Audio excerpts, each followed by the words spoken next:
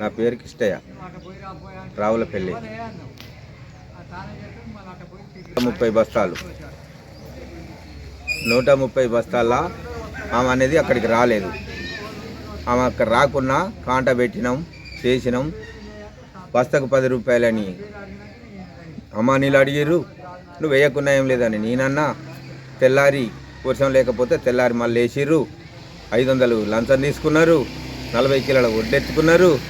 ఇవన్నీ చేసుకొని తెల్లారి లోడ్ వేసిర్రు. లోడ్ వేసిన తర్వాతకి ఆమె రాలేదు, చూడలేదు. ఆనించుకొని మిల్లు కాడికి పోయింది. ఆ మిల్లు కాడ 5 రోజులు బండబెట్టింది. ఆడ బండబెట్టిన తర్వాతకి ఇంకా వేరే మిల్లుకి పంపింది. వేరే మిల్లుకి పంపితే ఆ మిల్లు కాడ 5 రోజులు 6 రోజులు ఉన్న తర్వాతకి ఆ సాములు రావాలట అని ఎటుగాని టైంలో రెండింటికి రావాలంటే మనకు బండి లేదు, లండి లేదు. బావి కానించుకొని అప్పటికప్పుడు నేను ఊరికొచ్చి అందరం కలిసి ఆసాములం కలిసి ఆ ఊరికి వెళ్ళిపోయినా. ఆ ఊరికి వెళ్ళిపోతే ఆయనతోటి మాకేం కూడా ఒక మాట మాట్లాడలే. ఈమె ఈడికి ఆడికి తిరుక్కుంటా 20 బస్తాలు ఇస్తావా, 30 బస్తాలు ఇస్తావా, లాస్ట్కి 50 బస్తాలు అయితే ఒప్పుకుంటాడట, లేకపోతే లేదు అనేది ఒక మాట అన్నది. ఆ మాట అంటే ఒక 50 బస్తాలు ఏంది మేడం, ఊక సపోర్ట్ చేయక అన్నిటికన్నీ ఏమైనా చేసుకో, లేకపోతే నొప్పు పెడతా, బదట్లో పోయి సెంటర్లో పోయి నా ఊళ్ళో పోయి ఈడపోయి ఆడపోయి అని చెప్పిన నేను. అట్లా అంటే ఎట్లా, ఇట్లా అంటే ఎట్లా, మాట పోతుంది కదా, అది పోతుంది కదా, ఇది పోతుంది కదా అని చెప్పేసి అన్నది.